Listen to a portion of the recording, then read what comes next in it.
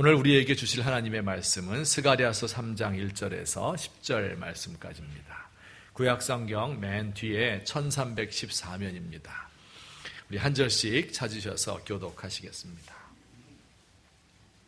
대제사장 여호수아는 여호와의 천사 앞에 섰고 사탄은 그의 오른쪽에 서서 그를 대적하는 것을 여호와께서 내게 보이시니라.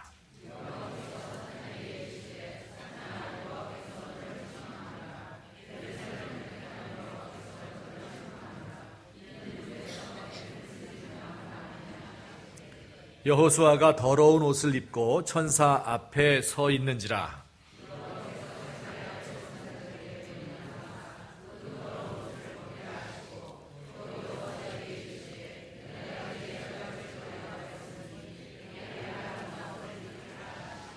내가 말하되 정결한 관을 그의 머리에 씌우소서 하매 곧 정결한 관을 그 머리에 씌우며 옷을 입히고 여호와의 천사는 곁에 섰더라. 만군의 여호와의 말씀에 내가 만일 내 도를 행하며 내 규례를 지키면 내가 내 집을 다스릴 것이요 내 뜰을 지킬 것이며 내가 또 너로 여기 섰는 자들 가운데에 왕래하게 하리라.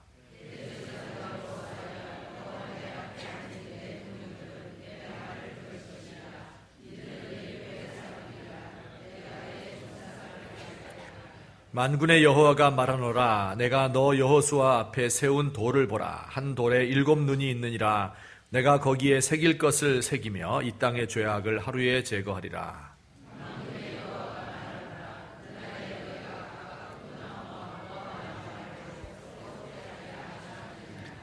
아멘. 구약 이스라엘 백성들이 지키는 절기 가운데 가장 중요한 날은 대속죄일이라고 합니다. 지금도 유대인들은 욤키푸르라 부르면서 지키고 있습니다. 양력으로 한 10월 정도 되는데요. 추수를 다 마친 후에 백성들이 모여서 일을 쉬고 금식을 하면서 자기의 죄악을 다 고백하는 그런 날이죠. 대속죄일의 의미는 이런 뜻이에요. 구약 이스라엘 백성들이 하나님으로부터 죄를 용서받고 지나간 1년 동안 지었던 모든 죄를 다 고하고 그리고 하나님과 다시 언약 백성 된 것을 확인하는 그러한 날입니다. 이날의 하이라이트는 대제사장이 백성들의 죄를 사하는 예식을 하는 겁니다. 백성들의 죄를 대신해서 송아지와 염소를 잡아서 제사를 드리지요. 그리고 그 피를 가지고 성전 안에 들어가서 성전에 있는 언약궤에다가 뿌리게 됩니다. 그러면 백성들의 그 모든 죄가 사하여지고 이스라엘 백성이 다시 하나님의 백성이 되었다. 이렇게 나와서 선포하게 되는 것이죠. 이때 백성들은 다 성전 뜰에 모여서 금식하며 기도하고 대제사장에 나올 때를 기다리게 되는 것입니다. 이날 가장 중요한 사람은 누구일까요? 말할 필요도 없이 그 모든 예식을 집전하는 대제사장일 것입니다. 그는 이 대속죄일 되기 한 열흘 전부터 격리가 되어서 어떠한 부정한 것도 만지지 못하게, 어떠한 부정한 사람과 접촉하지 못하도록 성전 안에서 먹고 자고 목욕 재개하고 이렇게 살아야 됐습니다. 그 하루 전날에는 잠을 자지 않고 계속해서 리허설을 해야 되겠죠. 실수하면 안 되니까. 그날 아침이 되면 일찍부터 번제를 드립니다. 번제라고 하는 것은 짐승을 잡아서 불로 태워드리는 것이니까 온 몸에 피가 묻을 수도 있고 또 숯검댕이 묻을 것 같습니다. 그러면 다시 목욕을 해야 돼요. 이런 일들을 하루 온종일 하게 되면 하루에 5번 목욕하고 또 손을 10번 씻어야 되었습니다. 그 대제사장이 입는 옷이 굉장히 중요한데요. 우선 속옷을 입고 그 위에 청색으로 만든 가운을 걸칩니다. 그리고 그 위에 에봇이라는 옷을 입는데 이것은 청색, 자색, 홍색 실로 화려하게 술을 놓아서 만든 옷이고 그 에봇의 가슴에는요 흉패를 붙였어요. 거기에 12개의 보석이 박혀 있습니다. 그 보석은 12지파를 상징하는 것이죠. 또 대제사장의 어깨에도 2개의 큰 보석을 물렸는데 역시 여기도 이스라엘 백성 12명의 12지파의 이름을 6개씩 기록을 했습니다. 이 대제사장이 백성들의 죄를 가슴에 품고 또 그들의 모든 무거운 짐을 어깨에 메고 하나님 앞에 나아가서 대신 간구한다. 그런 뜻이 그 안에 포함되어 있습니다. 그리고 겉옷을 입고요. 마지막에는 화려한 관을 썼습니다. 이 대제사장 의복의 가장 중요한 컨셉은 뭘까요? 그것은 거룩함이다. 성결함이다. 그 머리에 쓴 관에 정금으로 만든 패가 있는데 그 패에는 이렇게 써 있어요. 여호와께 성결, 하나님께 완전히 거룩하게 바쳐진 사람이다. 그런 뜻이겠습니다. 이 대제사장이 입은 겉옷에 술에다가 방울을 붙여 놓았는데요. 방울을 달면 달랑달랑 소리가 움직일 때마다 나겠죠. 제사장이 그 성전 안에 들어가서 일을 하는데 자기 직무를 제대로 수행하면 밖에서 달랑달랑 소리가 들릴 것이고, 소리가 들리지 않으면 그것은 하나님의 거룩함을 범해서 징벌을 받아 죽은 것이다. 가서 그를 끄집어내야 됩니다. 이 정도로 이 하나님께 거룩한 것이 이 제사장에게 아주 중요한 것이에요. 그런데 오늘 본문 3절 말씀에 보면 이런 말씀이 있어요. 우리 같이 3절을 읽겠습니다. 시작. 여호수아가 더러운 옷을 입고 천사 앞에 서 있는지라. 여호수아, 대제사장 여호수아가 더러운 옷을 입고 천사 앞에 서 있는 환상을 본 거예요. 스가랴라고 하는 사람이 대제사장 여호수아의 모습을 환상 가운데 보았는데 더러운 옷을 입고 천사들 가운데 서 있습니다. 여기 말하는 여호수아는 모세의 후계자 여호수아 그 사람이 아니고 대제사장 여호수아라고 하는 사람이에요. 여러분, 도대체 이 대제사장이 이와 같은 더러운 옷을 입고 서 있다고 하는 것은 이것은 있을 수 없는 일이 벌어진 겁니다. 때가 조금 묻었다 이런 뜻에서 더러운 것이 아니고요. 아주 더러운 것, 오물이나 똥오줌이나 토한 것이나 이런 것들을 가리킬 때 쓰는 단어입니다. 이런 것들을 지저분하게 온몸에 다 달라붙어 있고 냄새가 나는 이런 모습을 하고 그 가장 거룩한 1년에 한 번 있는 대속죄 일에 대제사장이 하나님 앞에 서 있는 겁니다. 이럴 수 없는 일인데 이런 일이 일어난 거예요. 심지어 그의 머리에는 관도 쓰지 않고 이렇게 하나님 앞에 서 있어요. 도대체 대제사장 여호수아는 어떤 사람입니까? 또 무슨 잘못을 했길래 이렇게 더러운 옷을 입고 하나님 앞에 서 있다고 말씀하고 있는 걸까요? 우리 여호수아가 어떤 사람인가 하면 간단히 살피면 그는 대대로 제사장 가문에서 태어난 사람이었어요. 그의 할아버지는 대제사장이었는데 제사장 중에 우두머리였는데 예루살렘이 함락될 때 성전이 무너질 때 대제사장이었어요. 그러니까 그 사람은 어떻게 됐겠어요? 바벨론 사람에게 피살을 당했습니다. 그리고 아버지도 제사장 가문이었는데 당연히 그는 바벨론의 포로로 사로잡혀 갔고요. 거기서 여호수아를 낳은 겁니다. 그러니까 여호수아는 바벨론에서 태어난 이민 2세다 이렇게 생각하면 되겠죠. 제사장 가문의 한 사람이었어요. 이 사람이 여호수아가 성장해서 대제사장의 지위에까지 오르게 되었는데 이때는 하나님이 약속하신 70년 포로 생활이 끝나갈 때입니다. 이제 이 여호수아가 그의 동료인 정치가였던 총독 스룹바벨 왕족 중에 한 사람인데 스룹바벨과 여호수아가 힘을 합해서 5만 명이나 되는 포로들을 데리고 이제 그 긴 광야 길을 지나서 예루살렘에 도착한 그 지도자입니다. 이 사람이 여호수아예요. 큰 일을 한 사람이죠. 포로에서 귀환한 이스라엘 백성들이 무슨 일을 했을 것 같아요? 이스라엘 종교의 중심지인 성전 짓는 일을 한 거예요. 성전이 무너진 것을 정말 안타깝게 생각하면서 70년 동안 이 날을 고대하고 있었거든요. 그래서 자기의 있는 것을 다 팔아서 고국으로 돌아오고 맨 처음으로 한 일이 성전을 짓는 일이었습니다. 온 백성이 최선을 다해서 헌금했겠지요. 힘을 합해서 성전의 터를 닦았습니다. 그 기공식을 거행하는데 얼마나 감격스러웠는지 모든 사람들이 다 기뻐서 찬송을 하고 감격의 눈물을 흘리며 큰 잔치가 벌어진 것입니다. 그런데 얼마 안 가서 문제가 생겼어요. 성전 공사 착공한 지 얼마 지나지 않아서 그만 그 공사가 중단돼 버린 겁니다. 왜요? 주변에 있는 나라들이 시기를 한 거예요. 그 백성들이. 그래서 위협을 느꼈기 때문에 페르시아 제국의 관리들에게 뇌물을 주고 공사를 중단시켜 버렸습니다.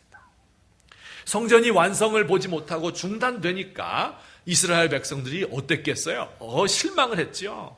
포로에서부터 돌아올 때는 어때요? 야, 하나님이 70년 이 포로 생활 우리가 여기서 이렇게 고생을 했는데 그걸 한시도 잊은 적이 없었는데 하나님이 우리에게 이런 기쁜 소식을 주셨구나.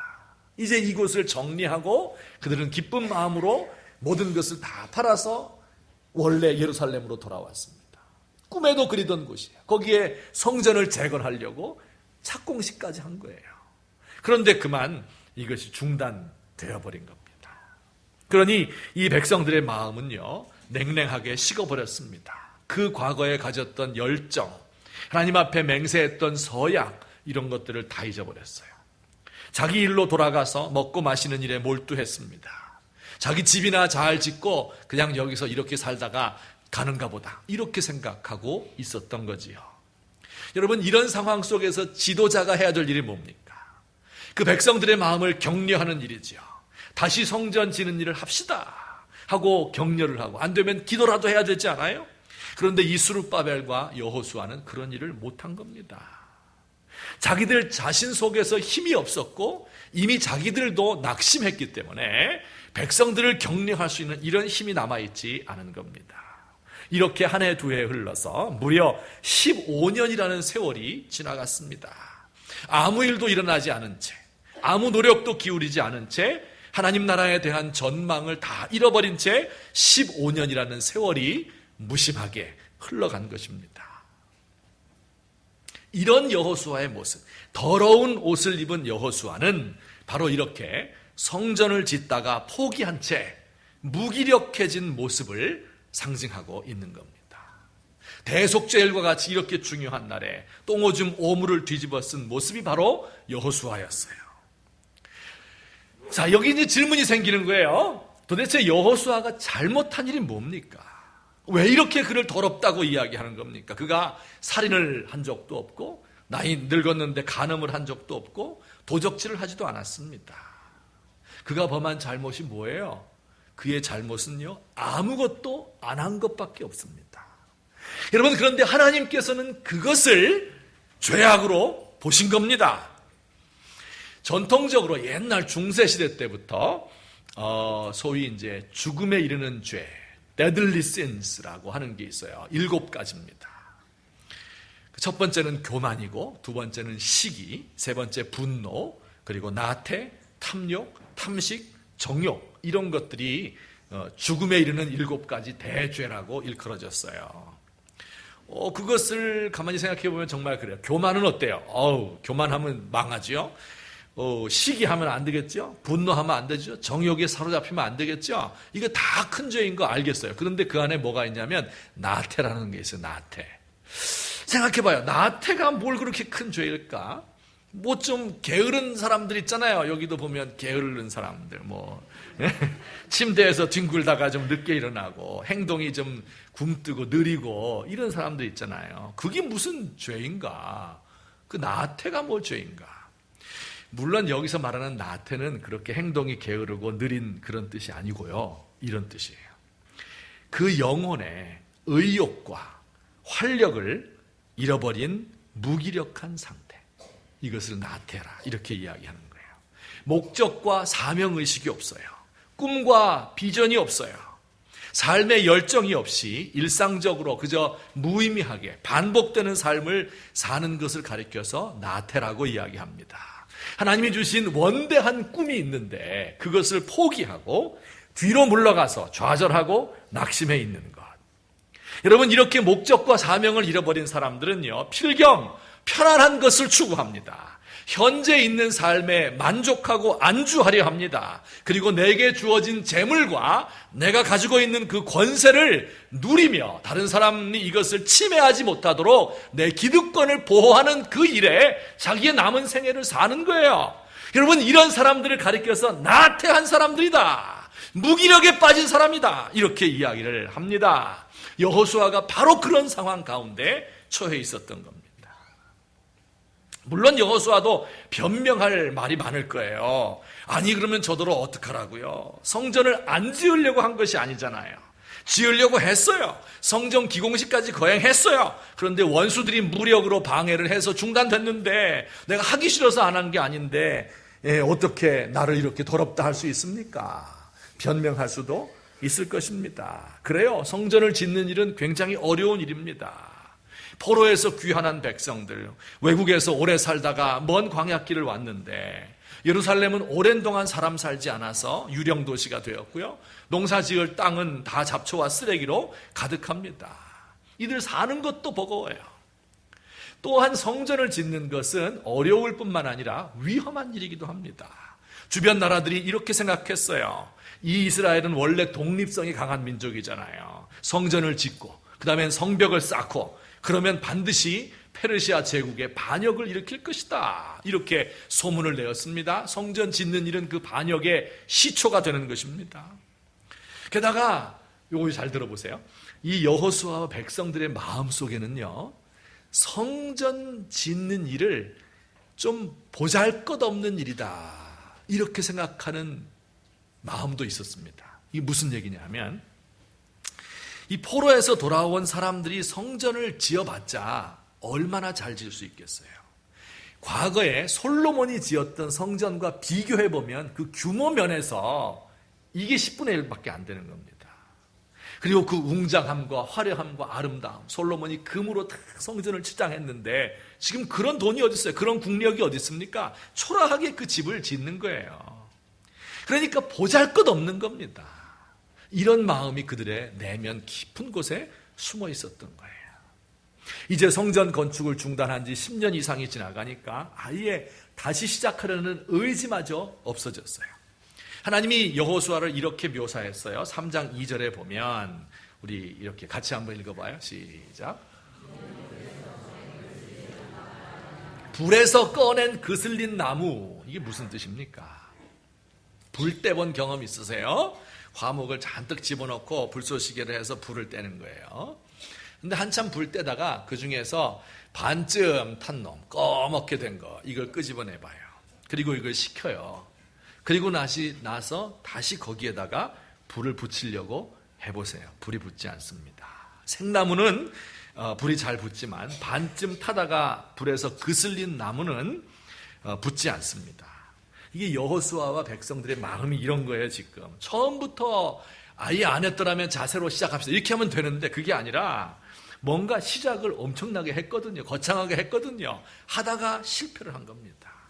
그러니 낙심을 해서 다시 불을 붙일 수가 없는 상태가 되어버린 것입니다. 여러분 태국에 관광 가보신 적 있어요? 태국에 가면 볼거리 좋은 게 있는데 코끼리 쇼입니다. 엉뚱한 다른 쇼 보지 말고 코끼리 쇼 보셔요. 무게가 한 5톤이 넘는 엄청나게 거대한 이런 그 코끼리들이 재주를 부리는 거예요. 사람을 태우기도 하고 한 발로 서고 축구도 해요. 와, 그 참 볼만해요. 자, 그런데 어떻게 이 거대한 정글에서 살던 야생 코끼리를 사람 이렇게 말 잘 듣도록 고분고분하게 이렇게 훈련시킬 수 있었을까요? 이제 코끼리 사냥꾼이 함정을 파서 이제 코끼리를 잡는 거예요. 잡자마자 코끼리 뒷다리에다가 쇠사슬을 묶습니다. 그리고 그 쇠사슬을 한 5m, 10m 이렇게 길게 해서 한쪽 끝을 나무에다가 붙들어 매는 거예요. 그 나무는 벵갈 보리수라고 하는 엄청 뿌리 깊은 큰 나무입니다. 그리고 난 뒤에 이제 코끼리를 풀어주는 거예요. 그러면 그 뒷다리 하나만 이 나무에 잡혀 있는 것이죠. 그리고 자기 돌아다니는 겁니다. 한 5m, 10m 요 반경 안에서요. 며칠째, 몇 주일째 코끼리가 하는 일이 뭐겠어요? 이 걸리적거리니까 이걸 뽑아내려고 온갖 힘을 다 씁니다. 그 나무를 뽑아보려고, 해방되려고. 그런데 아무리 해도 그게 되지 않죠. 그 나무 어떻게 코끼리가 뽑을 수가 없습니다.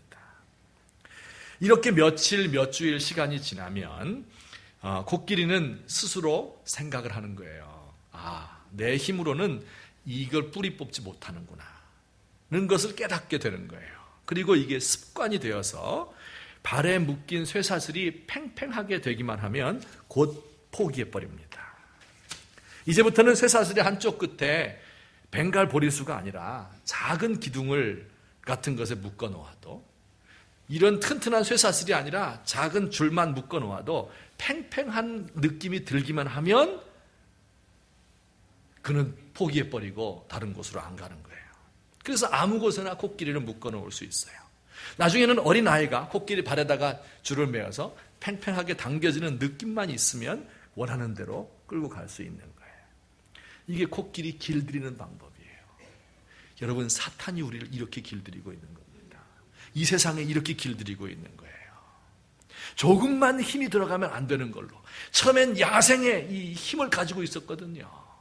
안 된다 하는 것을 알게 되니까, 이것이 내 내면 속에 잠재가 되니까, 해도 안 되는구나 하는 이런 무력감, 이런 좌절감, 이런 것들 때문에 실제로 코끼리가 확 잡아 빼면 다 움직일 수 있는 거거든요.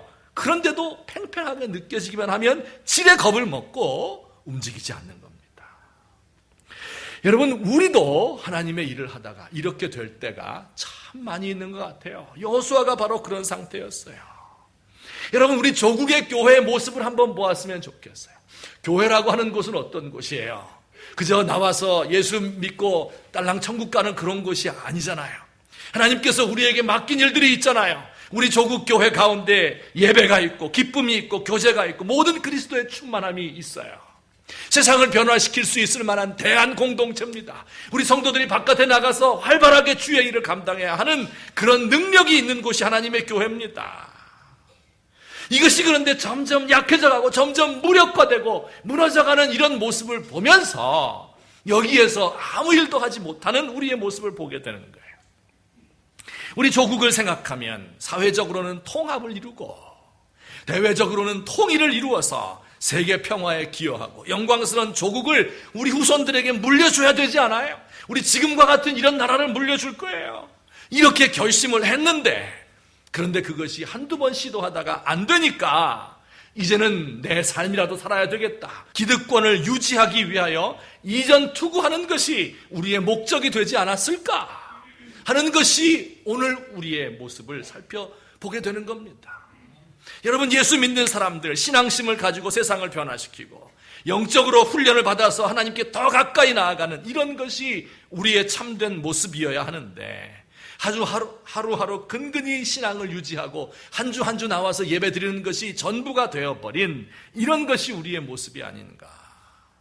돈을 많이 버는 이유가 뭐예요? 이것을 통해서 선교 사역을 감당하고 한번 하나님의 일을 하고 싶다 하는 그런 목적의식을 가지고 있었는데 이것을 상실해버리고 하다 안 되니까 이제 하루하루 살아가는 것, 그것이 우리의 목적이 되어버리지 않았는가. 학생들을 가르치고 그들의 영혼을 돌보기 위해서 내가 초심에 그렇게 헌신을 했는데 그 모습을 잊어버리고 호구지책으로 변화되는 것이 아닌가, 이런 생각을 해보게 되는 것이죠. 여러분, 이것이 여호수아의 낙심해 있는 모습, 무기력감에 빠져 있는 모습, 하나님께서 그를 보실 때 마치 더러운 옷을 입고 서 있는, 오물을 뒤집어 쓰고 서 있는 이런 모습처럼 보인 것입니다. 반쯤 불에 타다가 그슬려버린 나무 조각, 다시는 불 붙일 수 없는 그런 모습으로 하나님 앞에 서 있습니다. 자, 그럼 어떻게 하면 이것을 되돌릴 수 있을까요? 어떻게 하면 다시 불을 댕길 수 있을까요? 어떻게 하면 다시 열정을 회복할 수 있을까요? 어떻게 하면 이 나태와 무력감에서 벗어날 수 있을까요? 이것이 오늘의 질문입니다. 1979년 가을, 구로공단에서 야학에 다니는 사람들이 있었어요. 낮에는 일을 하고 밤에는 이제 공부를 해서 앞으로 좀 더 잘 살아봐야 되겠다. 그 사람들 한 10여 명이 소풍을 갔습니다. 다리 위로 기찻길이 쫙 지나가고 강물이 잔잔히 흐르는 곳이에요. 아마 대성리나 청평이나 이런 곳이었을 것 같아요. 그들 10여 명이 이렇게 야유에 가서 둘러앉아서 기타를 치면서 노래를 불렀습니다. 나 어떻게 너 갑자기 가버리면 그건 안 돼, 정말 안 돼, 가지마 라고 노래를 불렀어요. 아세요? 노래? 예, 이 노래 아시는 분들은 내가 주님 나라 갈 때가 가까워 오는구나.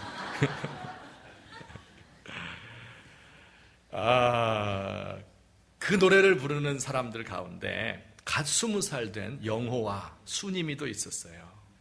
우리 교회도 수님 있는데, 그런데 이 영호와 수님이 눈이 맞아가지고 둘이 좋아하기 시작한 거죠. 그 젊음의 이 아름다운 사랑이 순수한 행복감에 젖어 있어요. 눈부신 햇살 아래서 수님이가 영호에게 뭘 건네주었어요. 뭘 줬어요? 박하사탕 하나를 주었습니다. 그래서 이것을 받아 먹으면서 영호가 말했어요. 세상에서 최고로 맛있다. 너무 맛있다. 무슨 얘기예요? 이창동 감독의 박하사탕이라는 영화예요. 이 설경구가 영호고요. 문소리가 수님이에요. 10점 만점에 10점짜리 정말 좋은 영화입니다. 그 이후로 어떤 일이 벌어졌어요? 이 영호가 군대에서 복무하다가 80년 광주에서 한 여고생을 실수로 쏘아 죽였습니다. 경찰로 근무하면서 그는 점점 더 폭력적으로 변해갔습니다. 수님이 너무 순수한데 이것을 그와 결혼할 수가 없어요. 자기를 좋아하는 조금 야한 홍자를 택합니다. 홍자. 우리 교회도 홍자 계십니다. 그런데 이 결혼 생활이 잠시 후에 아주 시들해지고요. 사랑도 열정도 없는 결혼이었기 때문에 삶은 무기력해졌어요. 나중엔 급기야 아내가 바람을 피우고 자기도 딴살림을 합니다. 젊은 시절에 꿈과 사랑과 이상이 있었는데 그걸 다 잃어버린 것은 물론이고 나중엔 직업까지도 잃어버렸죠. 그리고 그 영혼은 마음이 황폐해질 대로 황폐해져서 그 마음을 추스를 수가 없습니다. 세상에 대해서는 원망과 불평으로 가득 차 있었습니다. 20년 전 첫사랑과 함께 소풍을 갔던 곳에 그가 왔습니다. 이미 세월이 모든 것을 다 빼앗아 가버린 후입니다. 철교 밑에서 둘러앉아서 노래를 불렀었는데 이번에는 영호가 철교 위로 올라갔습니다. 그리고 기적을 올리며 다가오는 기차 앞에서 손을 높이 벌리고 절규합니다. 뭐라 그랬어요? 나 다시 돌아갈래. 여러분 돌아갈 수 있어요? 없어요? 없어요. 돌아가요. 한 번 불 꺼진 그 마음에 불을 붙일 수가 없어요. 이미 20여 년 동안 쌓아왔던 과거가 있기 때문에 돌아갈 수가 없어요. 그 순수함은 다 잃어버렸습니다. 돌아가고 싶은 마음만 있는 거지 그리로 갈 수가 없어요. 누가 그를 도와줄 수 있습니까? 아무도 그를 도와줄 사람이 없어요. 도와주어도 그리로 갈 수 있는 그 능력이 안 되는 거죠. 이렇게 낙심한 마음 어떻게 하면 되돌릴 수 있을까 하는 것이 오늘 본문의 내용이에요. 답이 있을까요? 없을까요? 답이 있어요. 우리 1절 말씀 보겠습니다. 1절 말씀 다 같이 시작. 사탄은 그의 오른쪽에 서서 그를 대적하는 것을 여호와께서 내게 보이시니라. 아멘. 자, 이런 거예요. 여호수아가 천사들 앞에 서 있었다. 그리고 사탄이 그를 대적했다. 요 모습은요, 여러분 텔레비 보시면 법정을 생각하시면 돼요. 법정. 법원에 와 있습니다. 피고가 누구예요? 여호수아입니다. 재판장은 물론 하나님이실 거예요. 그리고 이 피고를 대적하는 그 검사는 누구냐면 그게 사탄이에요. 그리고 방청객, 천사들이 쫙 둘러앉아 있는 겁니다. 자, 우리 머릿속으로 그리면 재판장은 하나님이고 피고는 대제사장 여호수아고 그리고 그를 고소하는 사람은 사탄인데 검사와 같이 고소하는 역할을 하고 있는 거예요. 하나님 그거 보세요. 이게 무슨 당신의 종입니까? 이 여호수아 쓸모없는 인간이에요. 하나님의 일을 맡겼는데 그거 다 포기하고 성취하지 못하고 낙심에 빠져서 여기 있잖아요. 다 잘라버리세요. 사탄은 몹시 즐거워하면서 여호수아를 고소했습니다. 자, 여러분 그런데 잘 보시면 이 재판정에서 꼭 있어야 할 게 없어요. 뭐가 없습니까? 자, 재판장이 있죠. 피고가 앉아있죠. 검사가 있죠. 방청객들이 있죠. 뭐가 없어요? 맞아요. 변호사가 없어요. 변호인이 없습니다. 아무리 봐도 변호인이 등장하지 않습니다. 여러분, 그런데 그때 놀라운 일이 벌어집니다. 2절 말씀 보겠습니다. 2절 다 같이 시작. 여호와께서 사탄에게 이르시되 여호와께서 너를 책망하노라.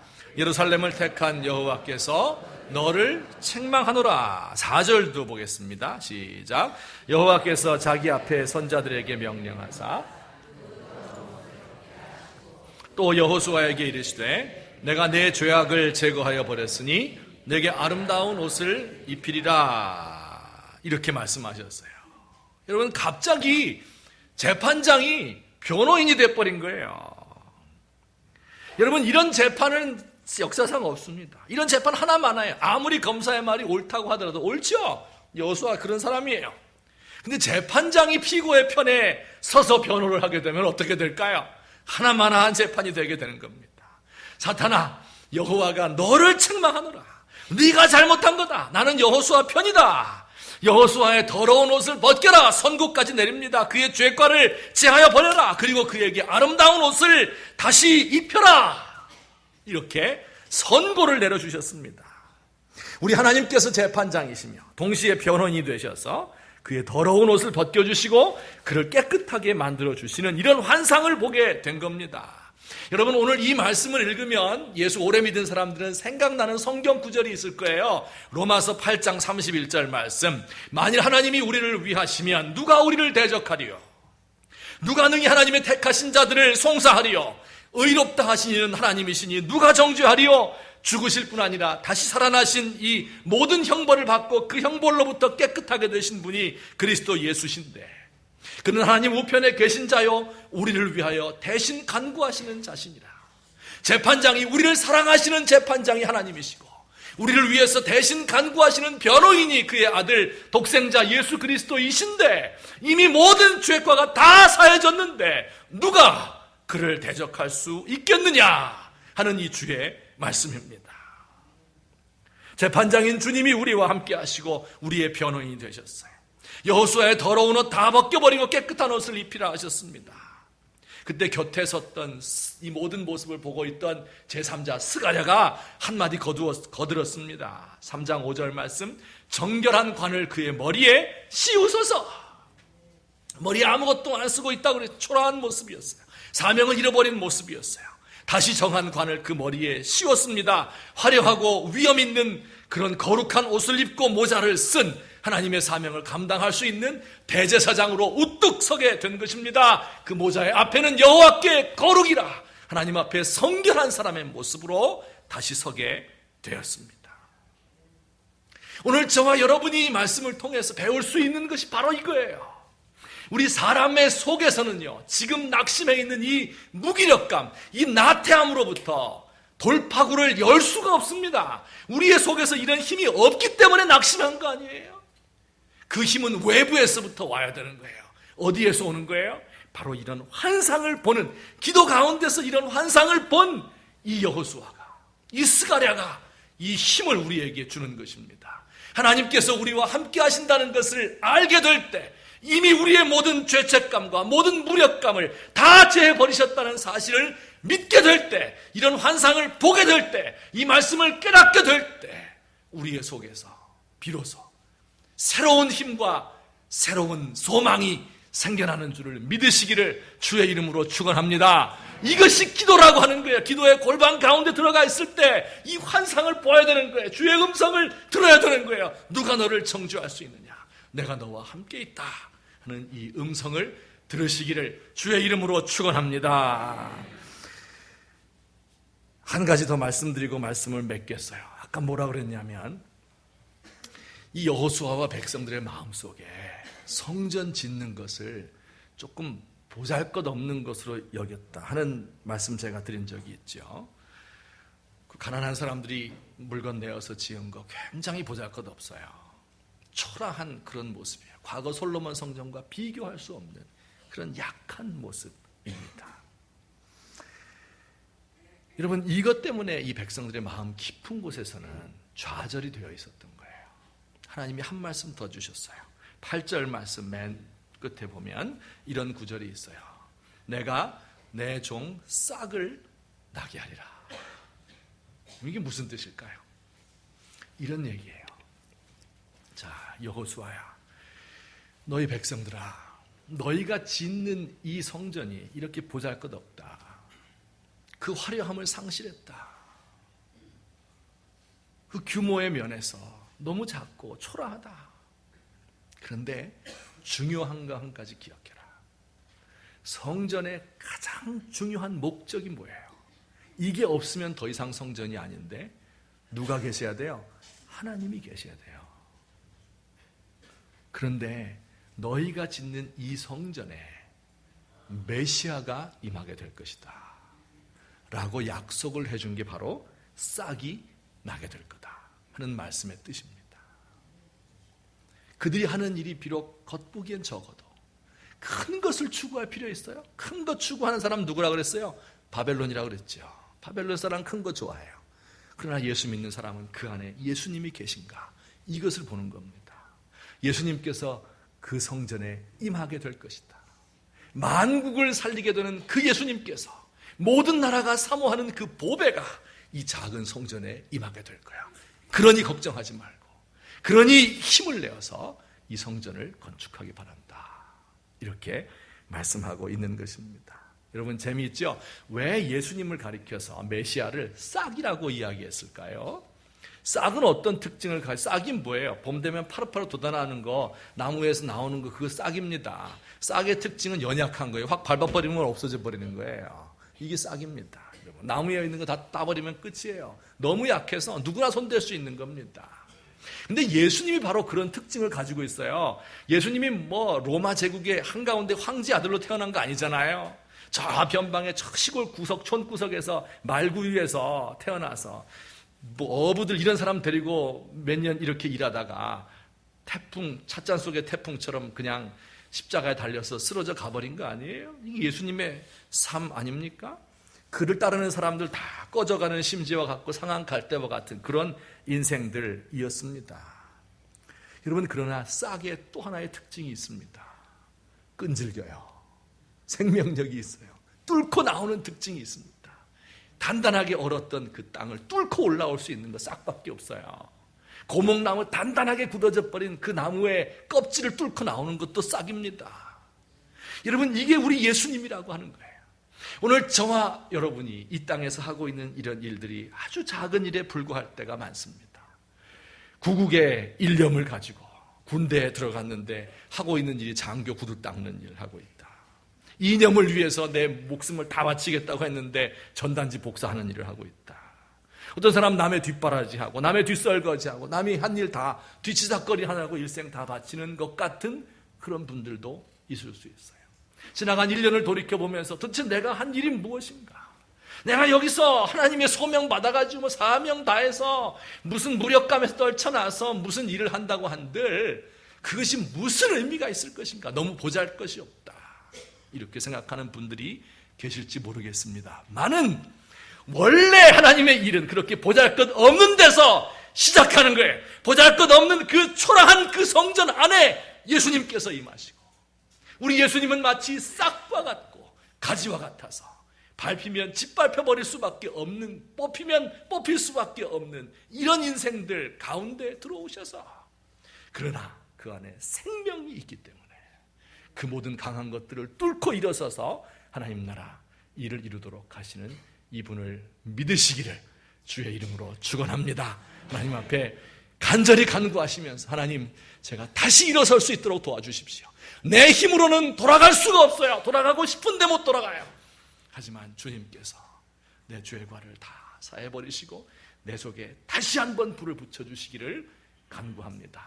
기도드리시는 저와 여러분 되기를 주님의 이름으로 축원합니다. 우리 같이 한번 기도드리시겠습니다. 오늘 들은 말씀을 생각하면서 하나님 앞에 간구하며 나아가십시다. 하나님, 저를 불쌍히 여기시고 우리 조국의 교회를 불쌍히 여겨 주시옵소서. 제가 다시 한번 일어나서 작은 일이지만 그러나 그 일을 감당하기를 원합니다. 같이 기도드리시겠습니다. 사랑의 하나님 아버지, 은혜를 감사합니다. 연약하고 무익하고 못난 자식입니다. 아버지 하나님, 주께서 저를 도우시고 오늘까지 함께 하셨사오니 고맙습니다. 아버지, 대제사장 여호수아와 같이 더러운 옷을 입고 천사들 앞에 서 있는 관을 다 벗겨버려진 오물을 뒤집어 쓰고 있는 모습입니다. 오 하나님 아버지, 하지만 주님께서 재판장이 되시고 주님께서 변호인이 되시고 주님께서 우리의 모든 것을 용서하시고 사하시며 우리를 들어서 쓰시는 것을 깨달아 알게 하여 주시옵소서. 하나님 아버지, 주께서 도와주셔서 참으로 우리 가운데 역사해 주셔서 우리 조국의 교회가 잃어버렸던 꿈을 되찾게 하시옵시고 우리 교회가 그 일을 감당할 수 있게 하시고 우리 백석학원이 감당할 수 있도록 하옵시고 우리 사랑하는 성도들 한 영혼 한 영혼이 이 일을 감당할 수 있도록 하나님 도와주옵소서. 주의 일 초라한 데서 시작하고 싹과 같은 일이지만 생명력을 가지고 주님께서 맡긴 일을 감당할 수 있도록 도와주시옵소서. 사랑의 하나님 아버지, 우리의 힘으로는 돌아갈 수가 없고 우리의 능력으로는 할 수가 없지만 하나님께서 우리에게 주시는 사죄의 은총, 우리의 더러운 것을 벗기고 깨끗한 옷을 입히시고 정한 관을 우리 머리에 씌우시는 그 주님을 생각하면서 오늘도 힘을 얻고 더 얻어서 이 모든 나태와 무기력으로부터 벗어날 수 있도록 하나님 우리를 도와주옵소서. 우리 하나님 앞에 간절히 간구할 때 스가랴가 보았던 그 환상을 우리에게 보여주시고 사도 바울 선생님이 들었던 그 말씀을 우리에게 들려주셔서 하나님, 타다남은 부직갱이와 같은 그슬린 나무와 같은 저희들이지만 이곳에 다시 한번 불을 일으켜 주셔서 주의 뜻 감당하며 살 수 있도록 주여 우리를 도와주시옵소서. 예수님의 이름으로 기도하옵나이다.